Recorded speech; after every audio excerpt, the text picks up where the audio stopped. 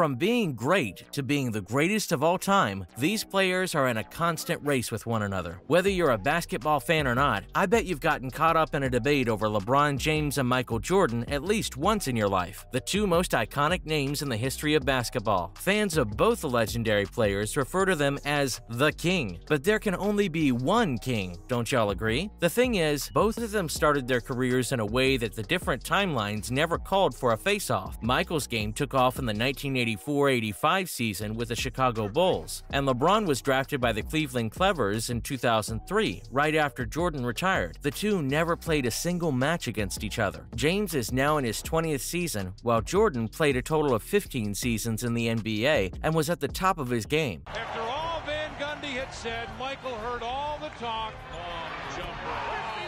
Not only that, he was leading scores in the games as compared to every other player at the time. From winning titles like Rookie of the Year to NBA's MVP, Most Valuable Player, and that too 5 times. The man won 6 championships in his career, with 3 in a row. Because of this athletic build and never-before-seen leaping ability, he would look like he was flying in the air shooting baskets. And that's what earned him the nickname Air Jordan. With perfect slam dunks and clutch shooting, his name made it to the NBA's top 50 greatest players of all time list. I mean, the guy was so sought after that Nike named an entire line after him. They ain't called Air Jordans for nothing. Now y'all understand what the hype is about? There's a legend behind them. Literally. The man finally retired after the 2002-03 season with 15 regular season stats, 30.1 points, 5.3 assists, and 6.2 rebounds across 1,072 games. But is all of this enough for him to be named the best player in basketball history? A lot of people don't agree though. Most of these people are fans of the chosen one, aka LeBron James. 14 for the Lakers. LeBron! Look out below! With 20 regular seasons already in his pocket, he stands at 27.2 points, 7.3 assists, and 7.5 rebounds in 1,410 games, less scoring points as compared to Jordan's. But considering that he's played more games, I'm not taking any sides, guys, just listing the facts. Following in the footsteps of Jordan, he won Rookie of the Year and has 4 NBA Most Valuable Player titles to his name, just one less than you-know-who. Sorry, LeBron fans. But Michael's supporters do have this card to play in the GOAT argument. There's no way that LeBron will ever beat Jordan. Nobody will ever beat Jordan, okay? Okay, LeBron's a better rebounder and passer. Can't exactly let it go. I must agree that for a man who's 38, James sure plays like a king. He looped ahead to Hart, to James, and he dunks the ball. While Jordan stuck with the Chicago Bulls his entire career, LeBron seems to have shifted here and there a lot, going from the Cleavers to Miami Heat. The team won the tournament twice under his wing in 2012 and 2013. And it doesn't look like James pulls up, puts it in! But he returned to the Cleavers in 2014, and in the 2015-16 finals, they truly shined together. By Iguodala.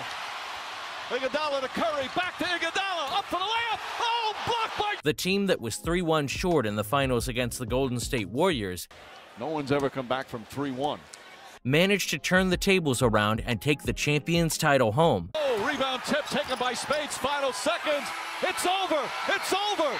Cleveland is... And the credit for this goes to James, because it looked like he carried the entire team on his back. The team won the championship for the first time in history. He was the first one to surpass all 5 statistical categories in the game, compared to the rest of the players on both teams. With 29.7 points, 11.3 rebounds, 8.9 assists, 2.6 steals, and 2.3 blocks. Wow, what a match it was. It shocked everyone to the core. Do y'all remember sitting on the edge of your seats watching? It was truly extraordinary. Later, he swapped teams again and helped the Lakers bring home their 17th NBA championship.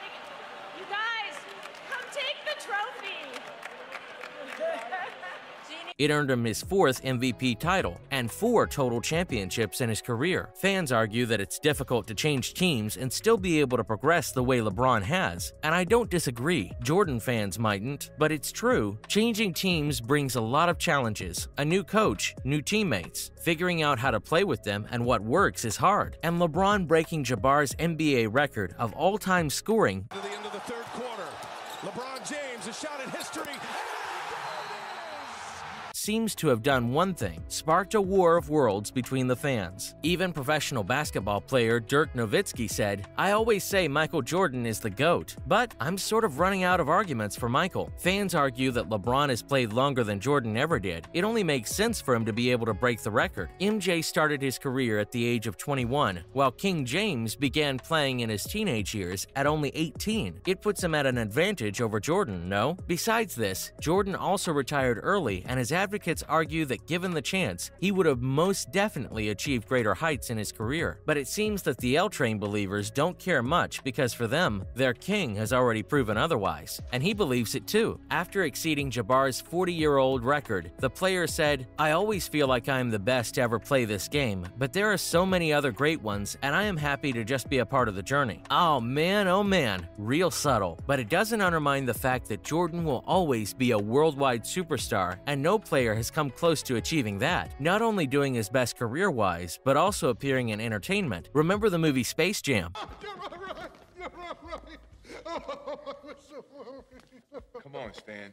Looney Tunes and the man himself. What could have been a better combo? Everyone wanted to be him growing up, and this fueled the success of his endorsement with Nike. The shoes, however, spoke for more than just fashion. At the time, the NBA was famous for suppressing and underappreciating its players, with Michael not bending to the rule of wearing all-white sneakers. And stepping on the court with his colorful Air Jordans, it gave NBA stars a chance to have a voice of their own. It forever altered the basketball dress code, and even sent the world into a sneaker-loving frenzy, one that remains to date. It impacted everyone. I especially got some for myself because it was all the rage back then. Y'all with me? Because it seems LeBron was no exception to the Michael magic. He grew up in awe of him, imitating him in the way he dressed, got the same Air Jordans, watched his games like a hawk, and went on to wear his number 23 in the games. Can you believe it? He achieved the dreams of all the kids around him. So sweet. He was okay. Yeah, I tell you what, 265 pounds hitting that little kid, but I'm glad to see. But it seems it wasn't the only thing he learned. He also focused on the style of playing. Jordan was more of a one-man contender. He played his games without ever seeking the help of the team players, outdoing all the players on the court with him. It'd be looked down upon, you know, with the focus on one's success rather than the team as a whole. What do y'all make of that? James, though, made sure to include all his team members during the games, helping them when needed. It was Bradley, I believe. Now LeBron forcing his way in. But not trying to push them under his shadow. Well, it seems this discussion will reach a consensus soon enough, as James doesn't seem to want to quit anytime soon. Dangerous pass. Caruso deflects it. James right back to Caruso. Back to James. And at the rate he's going, he might win more championships and truly become the GOAT. So long as they keep inspiring new talent to come and keep the game going, we're happy to go along. That's all for now. See you next time.